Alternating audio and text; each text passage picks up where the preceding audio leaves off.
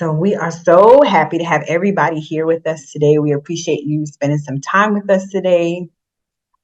Noticing some moods in our chat today, some good ones, good feels, some content, some happy, some feeling jazzed, blessed. So all good feelings. I hope that those feelings remain with us for the remaining of our time together. So I want to welcome everyone back.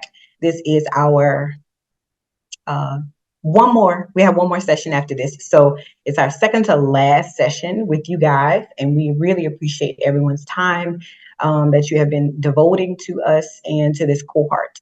So I'm going to introduce myself. I am Jennifer Jones. I am a Birth to Five facilitator with Rollins. And I am co-facilitating today with my wonderful colleague, Maggie. So I'll give it to her to introduce herself. Thank you, Jen. I'm Maggie Deaton. I also work for the Rollins Center as the lead facilitator for our Dual Language Learners program. So I'm really excited that today we're going to get to talk about supporting dual language learners to thrive, and really happy just to co-facilitate alongside Jen. I've heard that these sessions have been wonderful, and I'm always excited to think about the ecosystem and all the players that make really beautiful learning communities possible. So happy to be here, and really looking forward to hearing from you all throughout the session as we share. Awesome. Thanks, Maggie. Okay, so we're going to go ahead and jump right in. All right. So objectives today, I know you've been doing the work around, we have those 9 ecosystem elements. So we're now on the last of 3 clusters. You all looked at the climate cluster. Last time together looked at the content cluster. So we're going to review that and then introduce the last 3 elements, which make up the connections cluster. There's going to be some time to reflect individually about your observations and your ratings. If you've done some of that work, taken the tool back to your A classroom or across classrooms and thought about ratings and using the ecosystem construction measure tool to do that. From that, we're going to define a priority element. What's standing out as an area of growth, something you really are excited about focusing on for your site or organization, and how can you develop a goal with some connected action steps to move forward. So wherever you are in this journey, whether you've been here every time or if you're just jumping in now, we hope that you can have something tangible along the way. Awesome. Thank you. So we're going to go over our norms as always. So remember to be open-minded and flexible to change. Step up when needed and step back when you can. Be present. Respect opinions and communication styles of others. Listen to understand. And lastly, commit to pause and reflect throughout your time here with us. And we recognize people are joining from all different spaces and realities. So if looking present for you means turning on your camera, or maybe it means not. If you need to come off mute and share, great. If you prefer, or it makes more sense to share in the chat, we welcome all of that. Yes.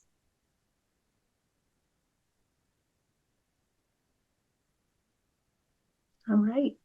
So we're going to move to doing a poll just to find out more. So Jen, do you want to go ahead and introduce the poll? Yes, so we have a few questions that we'd like for you guys to respond to real quickly, just a few seconds. You're going to see the poll pop up.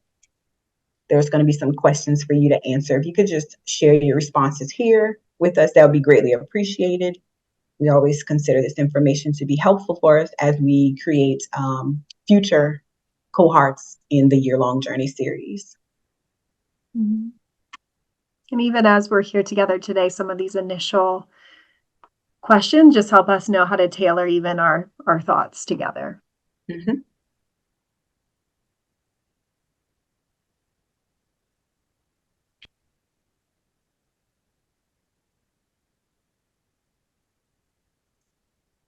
And just as a heads up, we will have an exit poll at the end of this session.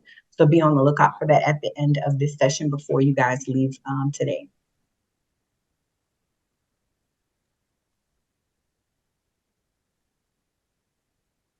Okay, a few more seconds and then we will jump right back into the PowerPoint, guys.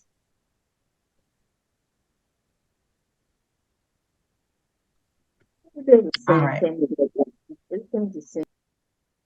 All right, so that's very helpful. Thank you. And I saw one person, if you don't know about Cox Campus, if you're not a member, I'll drop in the chat here, just coxcampus.org. Feel free to make a free account, and all of the videos we're sharing, the resources, the content lives there on Cox Campus in our ecosystem course. So here, I just want to recap the content cluster. So last time, for those of you, and I know it wasn't everybody who was here, we talked about the second cluster. So there's these 9 elements that make up an ecosystem for children to thrive.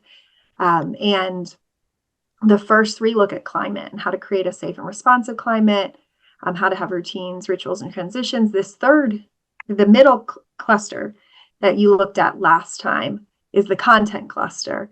And so I know that our team looked closely at children as conversational partners with you, how to integrate planning and teaching around an anchor book, how that book brings everything to life, and how you can make connections across the day back to that book and those focus vocabulary from the story. And also this focus on emergent literacy. So things like phonemic awareness, concepts of print, alphabet knowledge, even emergent writing, and how we're preparing even really young children with the foundations they need to learn to read later. And so those are the things that you all talked about in the last session. And if you weren't here, you can always look back at the recording or look more deeply at the tools we're going to share today and focus in those areas. And so where we're going to go from here is you're going to kind of think about, if we go to the next slide, how did it go thinking about that cluster, that content cluster? We asked that you went to a classroom or a set of classrooms and observed them with those 3 elements in mind.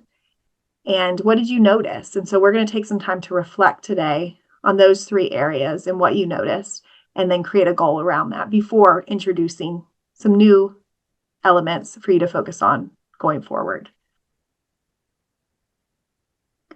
And so the place today, this is some time for self-reflection, but there's also going to be time to connect, because what's special about these live webinar sessions, and I think today we have a smaller group, which is in some ways exciting because we really want to hear from you, and hopefully you can ask questions of each other. And Jen and I are always happy to share our experiences in many different schools, but take some time first to reflect on your own experience on using the ecosystem construction measure tool.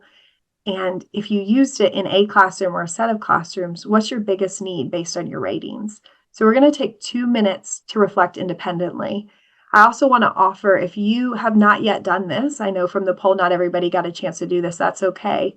And we'll drop in the chat right now, we'll drop the ecosystem construction measure tool and take a look at it and look at those elements from the content cluster. And I'll type them here in a moment.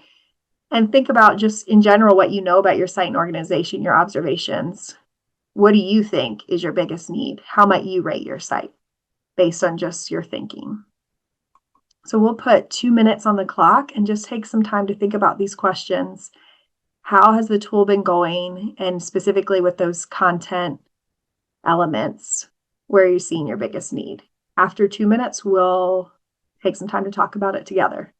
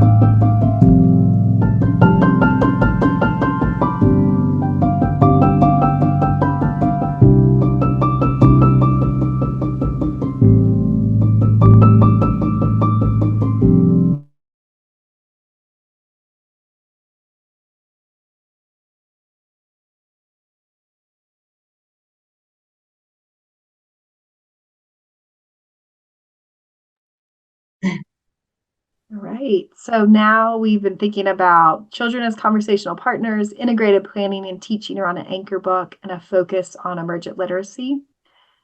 So, how is your experience using the ecosystem construction measure tool, and what is your biggest need, an area for growth based on what you're observing? If anybody wants to come off mute and share or drop in the chat, we'd love to hear from you and think together.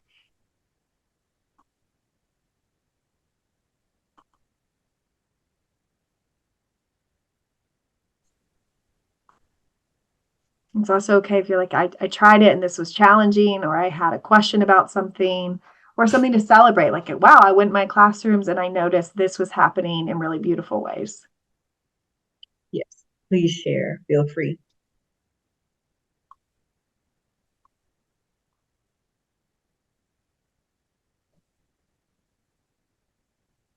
I would also prompt, if you didn't get a chance to share, if you open up, I dropped the link in the chat.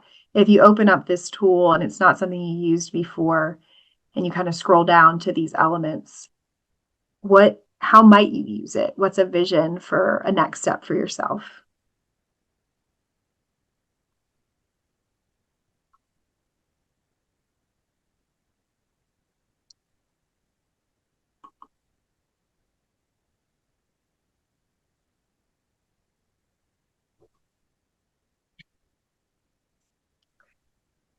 Anything you want to share, Jen, or jump in with? Um, just really curious, guys, if you just want to share anything small, anything, that you noticed about using the tool, anything that maybe, might have been a little difficult or confusing. This is the space to ask clarifying questions. This is a safe space, guys. So we want you to feel comfortable asking. If this is your first time attending and you just are curious about something as we go over this content, feel free to ask your questions on off mute or drop them in the chat.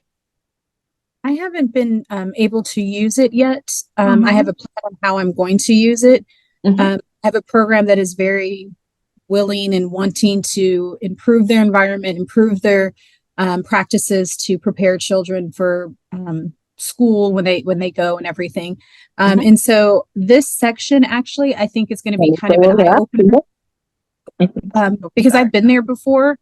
And they try, but like the idea, just as in general, as children, as conversational partners, I see a lot of them speaking to the children, but not with the children.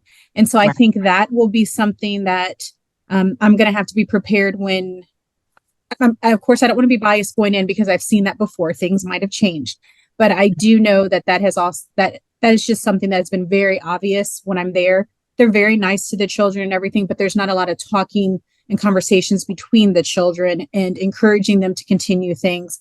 And then the anchor books, I'm really looking forward to that also, just because they had kind of a love-hate relationship with books where the books were up high and not necessarily down low. And they're like, well, the kids destroy them. And I was like, no, the kids love them. And so loved books, sometimes are a little more ragged looking than other books and stuff. And so just, kind of a shift. They're wanting to do it. So this section, I'm very actually excited because I think will make a huge difference for them. But I also think it's one where they're going to definitely have a shift in their mentality and the practices that they do and everything. Absolutely. Thank you, Lisa, for sharing that. And that's what we want you guys to, use this tool as something to, gain more insight with your program and really just use it as a tool to kind of guide where you want to go with your program. So it's good that they're eager, and I encourage you, and I want to empower you to as something that can ignite some change in your staff. And it's good to hear that they are nice to them, because that's where it starts. Building good, solid, wholesome relationships with your children. That's always a plus. But taking it to the next level, I think that this tool will give you the tips and the information that you need to move forward. So we hope that this cohort is helpful, and please feel free to continue asking questions and using the resources that we provide, because we do, not only because we work the tools, but we know the impact that they have. Mm-hmm. So yeah, I appreciate you sharing that with us. And if anybody else has anything else, please go ahead and share as well. Marie, I saw you coming off mute. If you wanted to share, we'd love to hear from you. And I wanted to respond to Lisa. You said something so powerful, talking to children instead of with them. And that's certainly the goal. We want to see, how do we talk with kids? And sometimes the anchor books give us something to talk about. When teachers are like, I don't really know what to talk about, that can be a tool. And so there's lots of tools on Cox, one of which you may have heard of in this space before, but the closer look at the essential elements document, if you go to that conversational partners, it always helps me to sit with teachers and be like, what would this look like? And then maybe even film themselves and self-reflect. Am I doing this? Yes or no? And if not, how can I move towards this? So it sounds like your group is in a place to do that self-reflection. Yes, and I noticed that Ms. Lorraine had something in the chat. So the challenge of supporting co-teacher while pivoting with students' various thoughts on Anchor Book. I'm encouraging co-teachers to review recording over summer break and being more mindful on where children's thoughts might go with various books before reading. Yes. So thank you for sharing that with us. And so do you want to maybe give a little bit more detail? Are you saying this is just for one particular classroom that you've been supporting, Ms. Lorraine? Sounds like maybe you're a co-teacher in your classroom. Yes, I am in a Georgia pre-K classroom. I'm the lead teacher there. Okay. And so getting the Anchor Book, so we usually have the Anchor Book. We read at least 3 stories over the course of the day. So we have our Anchor Book.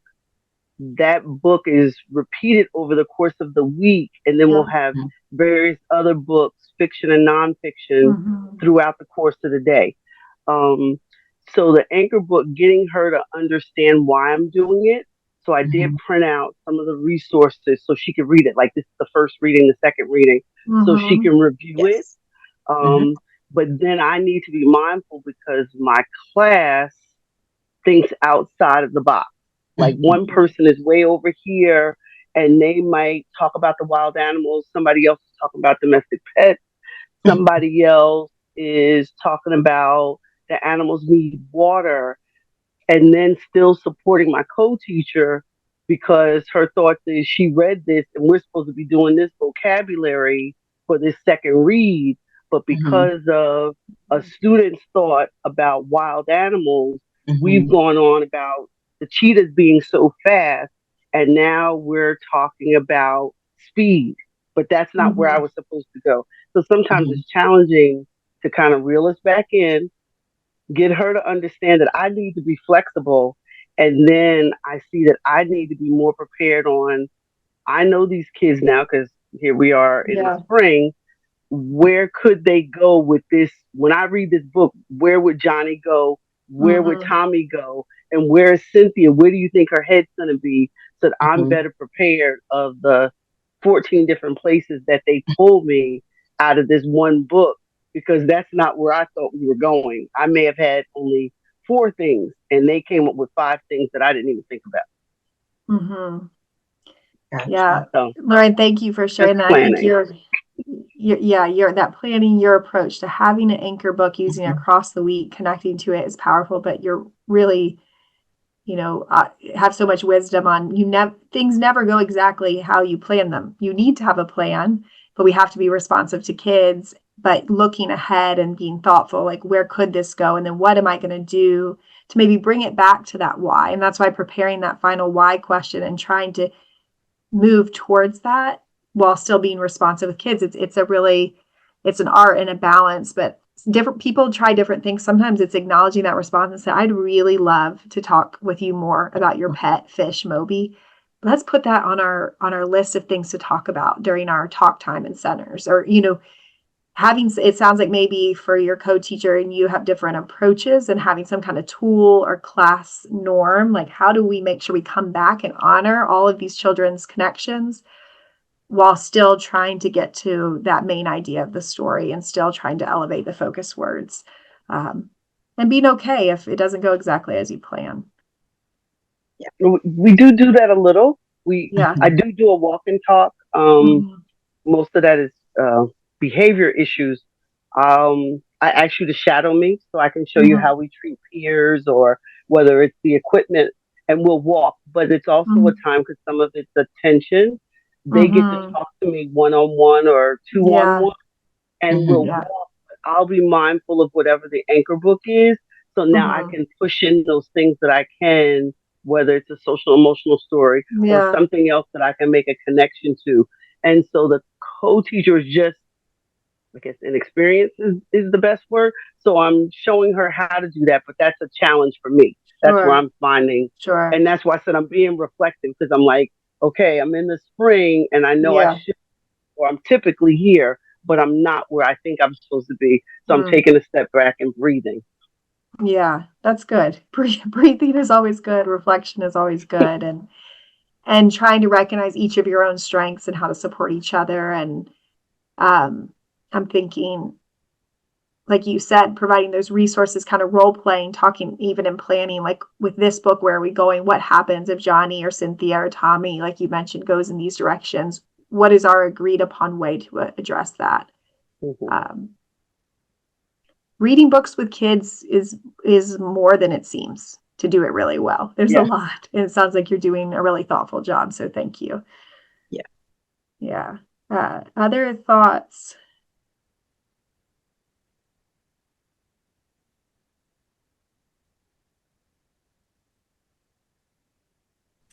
I agree with both of them.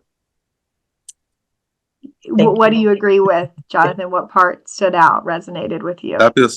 See, this is. I agree with both of them. Everybody has their own experiences, and everybody has their own opinion.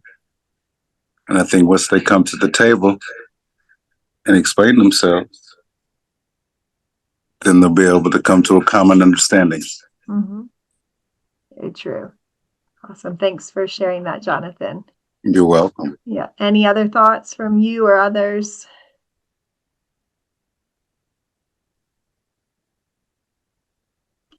You mentioned the walk and talk, Lorraine. It made me think about, as we're reflecting on the content and the conversational partners.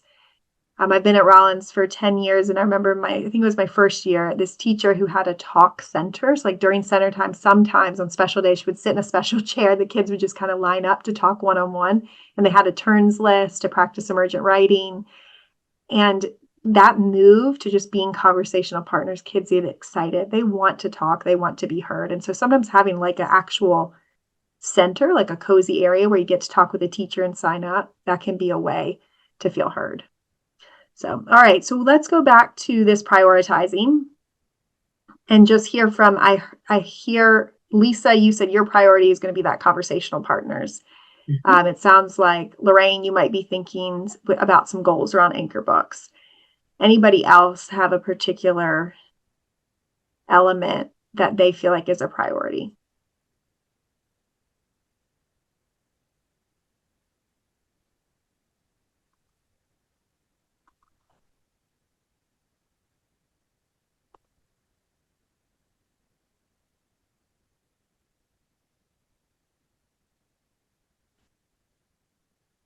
Okay.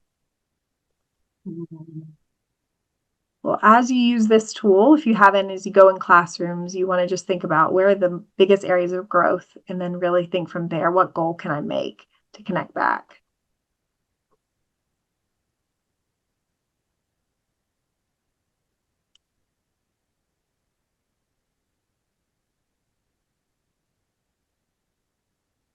All right.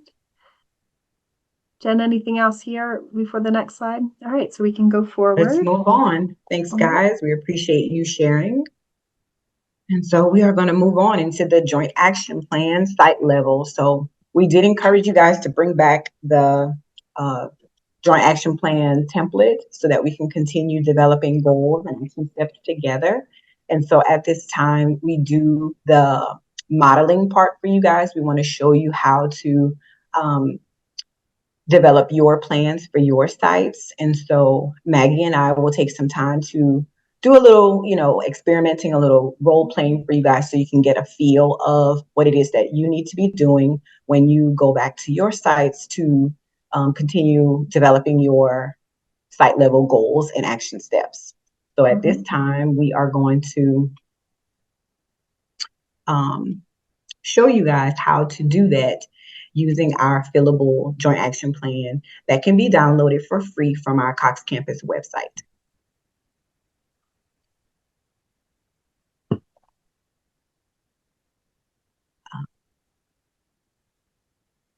Okay, so we are going to do an example of one for conversational partners. And we think that that one will be helpful for you guys that will be shaping goals around that particular element.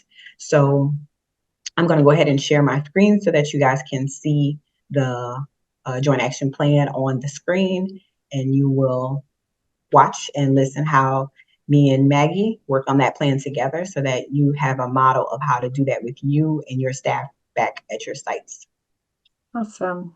Thanks. So as you pull it up, Jen, we're just going to pretend that Jen is a director and I'm a coach. We work together at a center, and this center has infant through pre-K classrooms. And we've already observed the classrooms. We identified that there were things to celebrate, but in the conversational partners area, we noticed a few areas to focus on. So that's where we are right now. Okay. So is my screen showing well, Maggie? Let me see. I lost you for a second. Yes, it's a little blurry for me. Let me see. It might be still coming. There you go. It looks nice and sharp now. All right, guys. So like Maggie said, I will be the director at my site, and Maggie will be assisting me with helping create a goal for my site. So the element that we went with is conversational partners. So let's pretend I had dropped in the chat earlier that closer look document. So Jen and I have that out. I have mine, and I'm going to use that in supporting Jen to think about what could conversational partners look like? Where are we going here? Why does it matter? And that's going to give me some helpful language too. So, all right. So you ready, Jen, to jump in? I'm ready. All right, Director Jen. So it was exciting to be in the classrooms with you and just use this tool and observe. For you, what area stood out? What element stood out to you? Something you want to work on and really focus your goal on in this season? So I think that I want to help develop more conversations in the classrooms with my teachers. So what I'm noticing when I do my walkthroughs in the classroom is that teachers are doing a lot of directive speaking. So they're giving children directions, they're giving them cues or reminders about, expectations, but not necessarily having those meaningful conversations with them like they should. So I want to improve that at my site. Wow. So I hear you saying that there's some language, but maybe not as much language as you want to see, and you really want that back and forth, that meaningful conversation. Yes. Jen, just a couple clarifying questions. Are you seeing like parts of the day where there's more meaningful conversations or certain age groups? Because I know your center has infant through pre-K. So yes, thanks for asking. So I do notice that during center time or free play time, that conversations are a little bit more increased, but that's typically the only time I'm noticing that. When they're in whole group, it's mostly a lot of language from the teachers, but not necessarily from the children. And I'd like for them to expand conversations outside of center time. Okay. And in center time, when we think about, I know you're familiar with the talk strategy from our Meaningful Conversations course. Are you seeing them do those elements of talk? Or they're like are they asking open-ended questions, using rich vocabulary, or There's you a little think that- struggle yeah, with the okay. asking questions. So Okay. a lot of teachers ask series of closed-ended questions that only give Okay. one word or a few word Mm. responses, but I'm not hearing as much of those open-ended questions that'll give them more language. Okay. That's helpful. So you feel like center time has the most language, but even within center time, you'd like to hear a little more open-ended questions so there's more Yeah, space for the children to come back.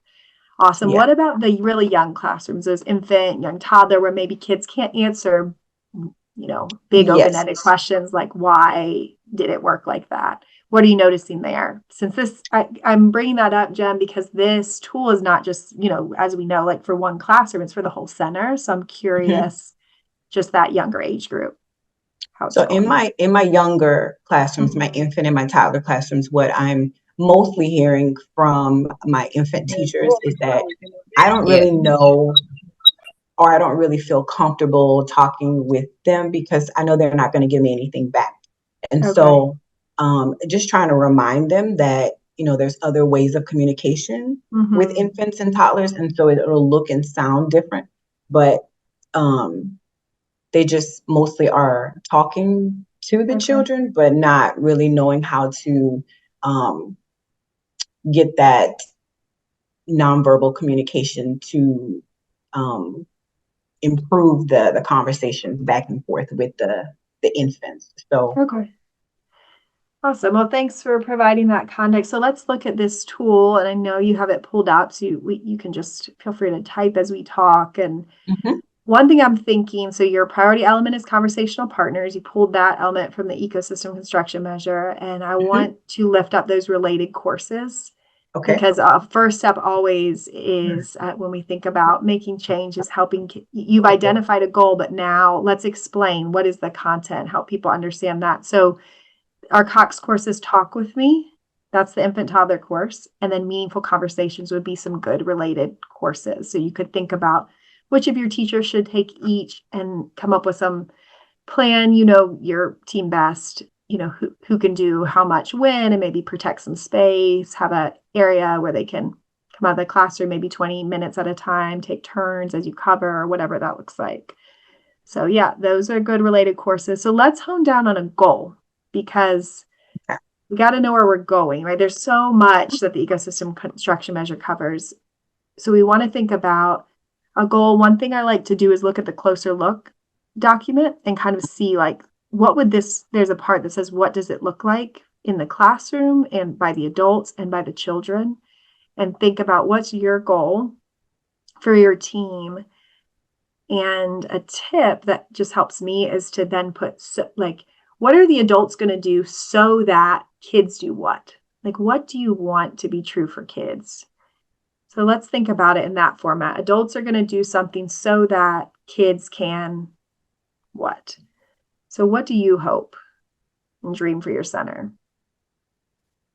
I want them to have more meaningful conversations throughout the day, not Okay. necessarily through like at a specific time, because I want Mhm. them to be able to talk freely with the children. And also, I would like to see more peer-to-peer conversations as well Between the kids. between the children. Yeah.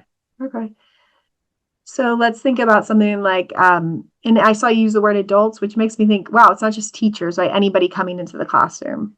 Yes. Everybody's a conversational partner in the Including ecosystem. myself, Maggie. I Yeah, also want to be okay. a part of that as well. Yeah, that's great, Jen. Leading by example too, and coming alongside people, not just saying this is what you have to do, is always a great leadership approach. So adults will maybe engage in that talk strategy with a focus on open-ended questions.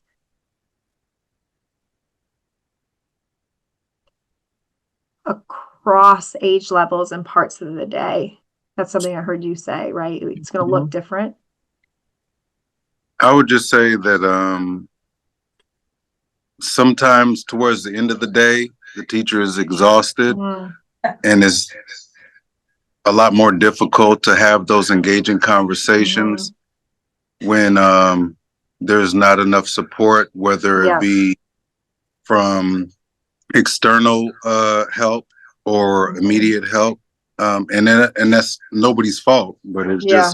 it just organically happens, maybe Mhm. somebody has something, during the course of the day where they have to leave, or maybe a child has to go to the doctor, or just whatever happens. Mhm. But I mean, in a picture perfect world, that sounds great, but it doesn't happen like that all the time. Yeah, that's a good point. And so I think, Jonathan, too, it's like, here's the goal, but recognizing, okay, if every day in morning meeting we're not having conversations, that's a problem. If I go in, if you come into I'm not Maggie, yeah, I'm not talking about the morning portion yeah, of the the day. end I'm of the talking day. about towards the end of the day, because that's what we were Yeah, focused. yeah, So that makes the end of sense. the day Maybe is where the close of the day. starts to degrade. Okay. Do you think, Jonathan, if you were giving advice to this director as a next step, there is anything, I know you said things just happen, people have to leave during the course of the day, but could there be something that would be helpful for people at the end of the day, or just the recognition like, hey, there might not be as much talk at the end of the day? I don't have any answers. I'm just Okay. posing The questions reality. Yeah. Mhm. Yeah, that's and good. what I do. Hmm. Yeah. I hear you that it's I have a something. long day. Yeah, go ahead.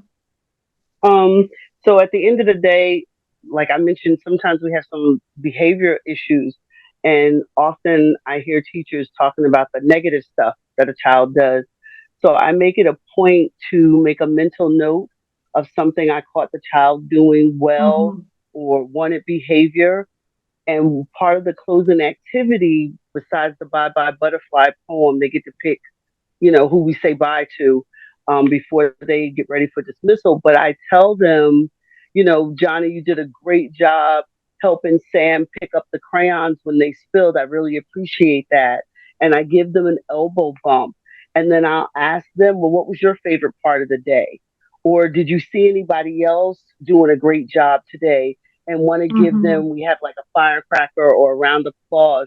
And then that makes them have to talk to a peer, and they'll say, yeah, Maggie held the door open for me Hmm. when I dropped my cup this morning, or whatever it is, and making them do it. And then that starts the conversation, not just with me and them, but also them and a peer. Yeah. And it's just me. Some people have to write it down, because I've had Hmm. subs come in and I'm like, I don't know how you keep that stuff straight. And I Yeah. said, well, just write it down. And then when you sit at the end of the day, you can just say to each person individually that thing they did well, and ask them, what do they want to remember during the day, or what are they going to tell their mom about their day today? And then Hmm. that's open ended, and that sparks a conversation, and somebody will say, oh yeah, that was a good job, they helped me do such and such, so that helps that Hmm. you already have it planned. And that's something we do almost every day. That's awesome. Sounds like you had that. It's like a closing ritual. So to go to, I think it's ecosystem element number 2, to have routines, rituals, transitions. It gives you like something to just think about during the day when you're more fresh, so that later in the day, you don't have to be generating ideas. You do the same thing every day and you hold on to those good ideas from the day. End on a high note. So thank you for sharing Yes. that. Yes, Yeah. that's good. Yeah. So finishing this goal, let's think about those realities. But adults will engage in talk strategy with a focus on open-ended questions across different parts of the day, so that children will be able to what, Jen? What do you want them to be able to do? I want children to be able to, um, I want them to be exposed to um, different vocabulary. I want them to um, know how to properly engage in conversations, understand the serve and return, the back and forth exchange Okay. of it. And so, Well, I see on the closer look document, it says one of the things that is a look for children is just that they engage in developmentally appropriate conversations. So mhm, does that about sum it up? Like that's going to look different, yeah, so different that age they groups. be able to, Yeah. let's see. Yeah. And that they do it enthusiastically because that's what they're used to, right? So in be able to engage in developmentally appropriate conversations.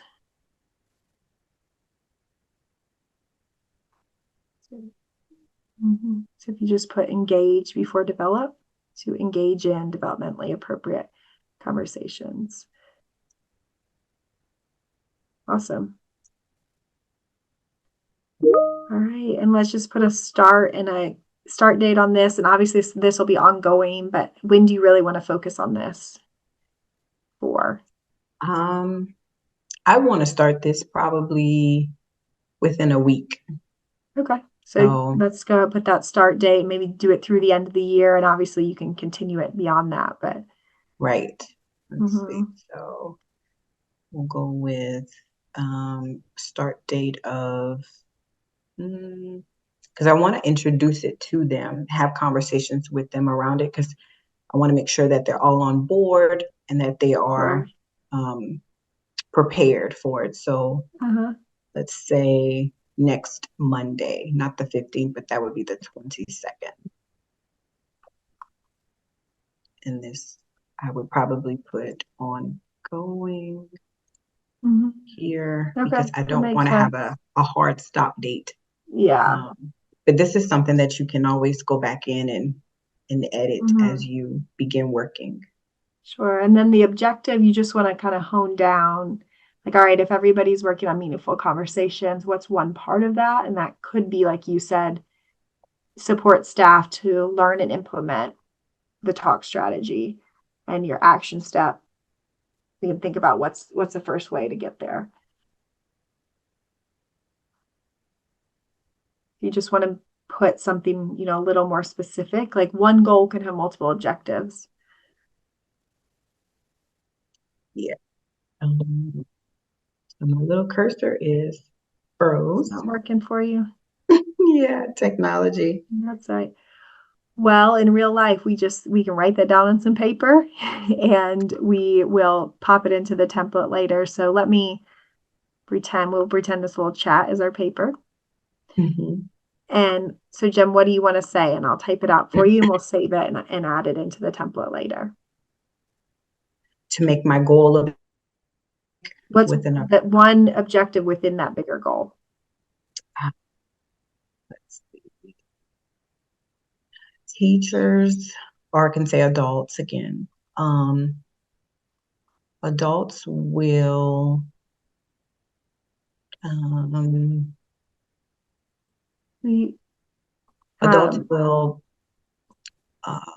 become familiar with the talk strategy. Yeah, great. Adults will become familiar with it because it's new to them. So I want them to become familiar with it. Thank you. Through the use of Cox Campus, or through the use of the coursework. Okay. So here in the chat, thanks, we dropped all staff will learn and implement practices to engage children in conversation throughout the day. And maybe the first action step is take Cox course that connects to your age. And then you could add some timeline. So we'll stop there, Jen, and out of the role play and hear what people think, just so we can move forward. But how did you feel like that went? And how might you use something like this process in your own work?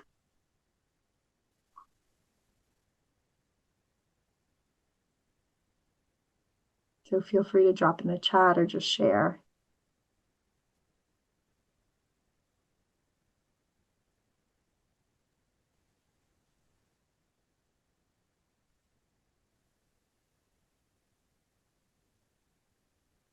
Yeah, and thank you. Shante, our colleague, just dropped a more filled out example of how this looks if you take that big goal and add the objective and the parts.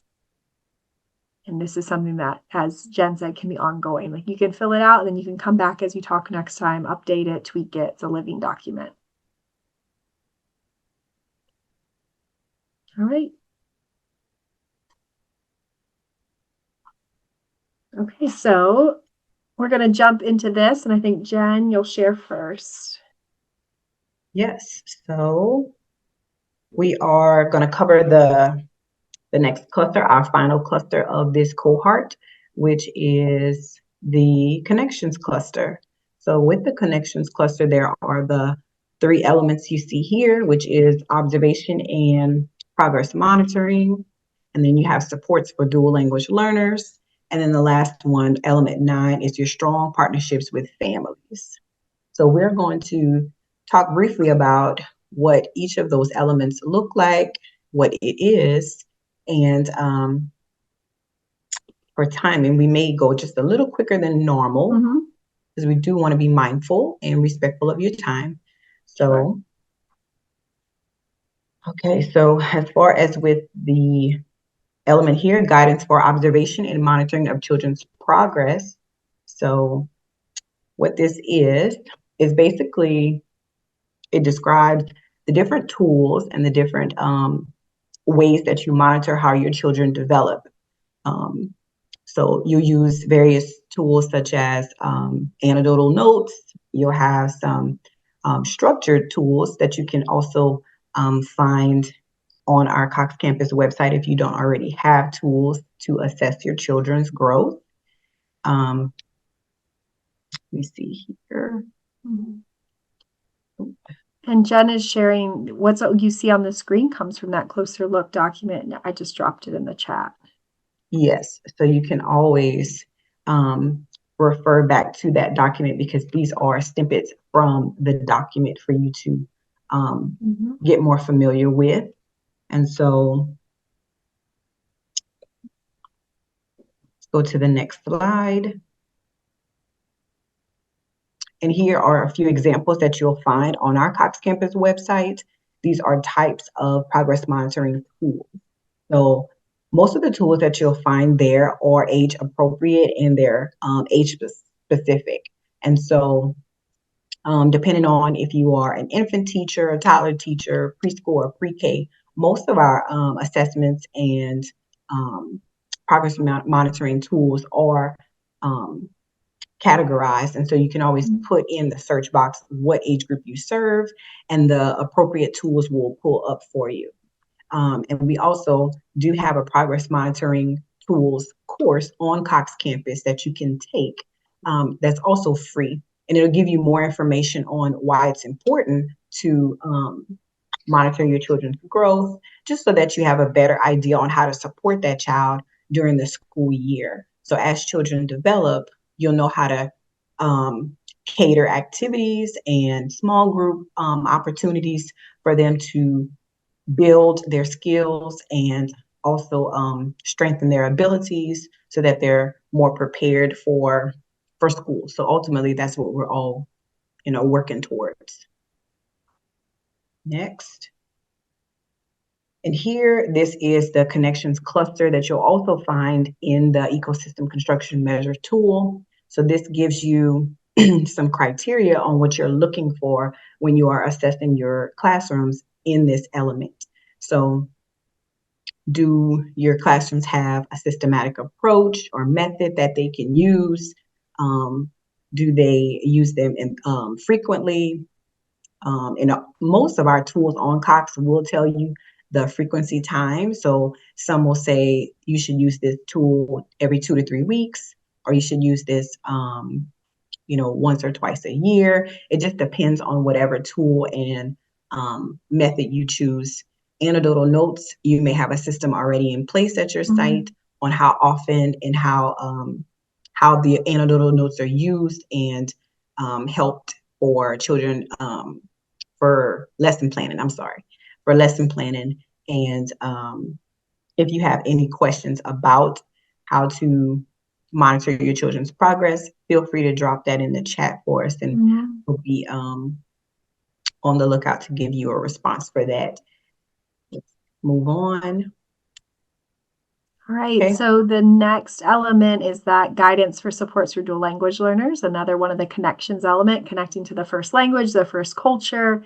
And so high level, is there a systematic method in place to know if you have dual language learners and to know a little bit more about them, not just, oh, I have this many kids that speak Spanish and this many that speak Arabic, but what countries are they from?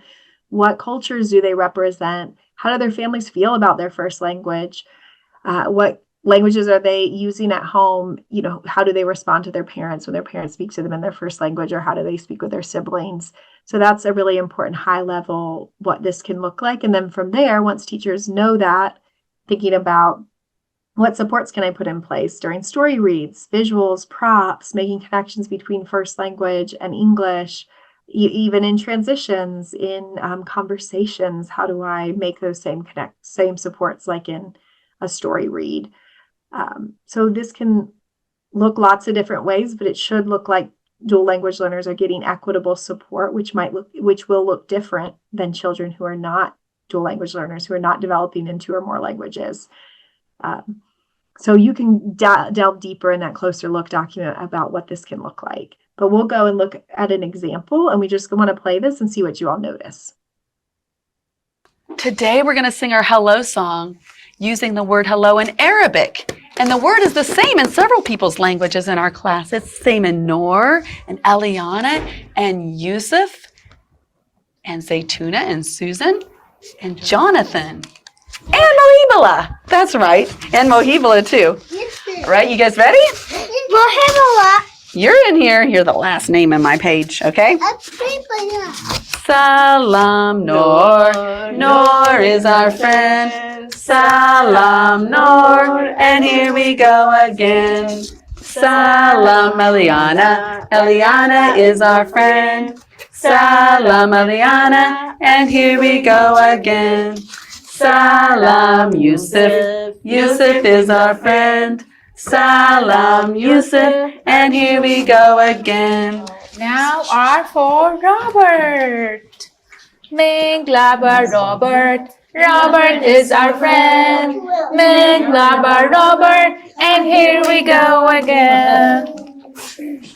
Salam Zubair. Zubair is our friend. Salam Zubair. And here we go again. Right. So what did you all notice there? Today How we're gonna- were these children supported?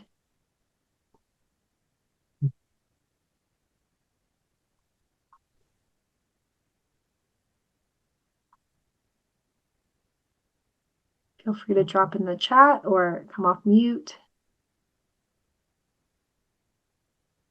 Smiles, yeah. In any language, smiles communicate a lot. Because those supports were in place, kids were smiling. Yeah. What? I did recognize the language, salam is hello, and what is it, Aramaic? In Arabic and Amharic, salam is both. Yeah. Yes. Thank you. So I noticed that, and there was a good use of spreading culture amongst the children. Awesome. So they're hearing their own greeting, but they're also learning each other's. Absolutely. Cool. Thank you. Yeah, and the teacher wrote them down so she didn't have to remember them all. They're actually on the back of those paper plates is the word so that they can remember. All right. So because of our time, we'll just keep going forward. If you want to learn more about supporting dual language learners, dig into those tools, the closer look and the ecosystem construction measure tool, as well as our courses on Cox about DLLs. This last connections element is guidance for strong partnerships with families. We talked about the power of relationships with children. We know that parents, caregivers, loved ones, all of the people that surround a child, they are the first and best teachers of our children. And so how do we really partner from a strength-based perspective and welcome them? And if families are not engaging, put the question to ourselves, how are we welcoming it? What are we doing so that families can engage? And so this is going to give you some prompts and questions, some ideas about how to engage family, how to connect. And so we encourage you as you go forward after this session, you're thinking about these elements to really reflect on what this looks like and think, is this happening in my center, in my classroom? What could I do more of? What am I doing well? And we have one last video example. Maybe we can just follow up with that video after this session. It comes from one of our courses, and you see this teacher engaging with mom. Jen, do you want to play it, or do you want to? Let me introduce you Okay. to Logan and two Let's very go ahead important and people in keep her life. moving. Okay. I do, like Maggie Yeah. said, this Yeah, video we is a little clip from the guidance document. And so you guys can always take a brief moment to watch that video from there. We just wanted to include it, but it is something Yeah. you can find in the document, guys. And when she says it's that closer look document, we've been showing snippets and there's QR codes to videos, so you can see examples of everything. there. So we encourage you to check that out. So, all right, so we can keep going forward here at the end. And Okay. Jen, And so I'm going to just wrap things up for us. And so on this slide here, this is the observation form that we encourage you guys to use when you are assessing your classrooms and rating them. And so this here is the form that you're going to use to go ahead back to your sites, into your classrooms, and assess in those last 3 elements that we covered today. So the connections cluster. And if you have any questions on how to use it, please feel free to ask at this time, but it's very self-explanatory. You're going to use your ecosystem construction measure to find out the criteria for a 1, a 1.5, a 2, a 2.5, or a 3.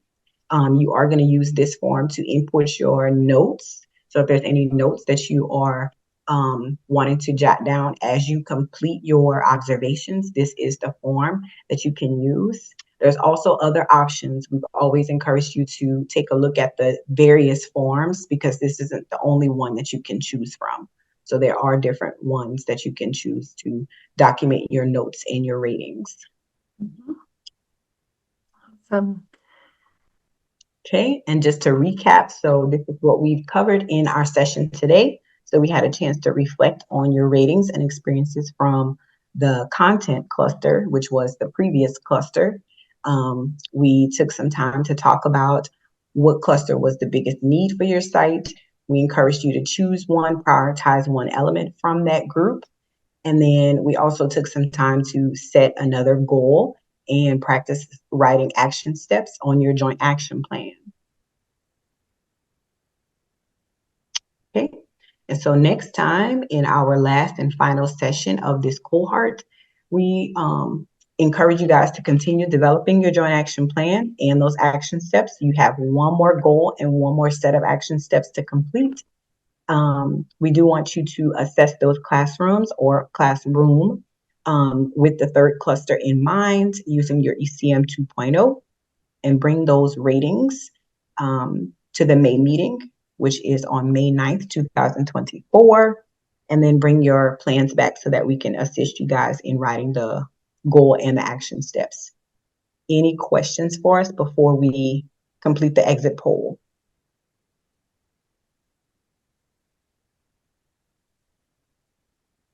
just dropping those joint action plans because I know we didn't get as much time as we wanted to, for you all to write out your next steps. So here's a tool if you want to do it site level or classroom level as a self-reflection or with a co-teacher.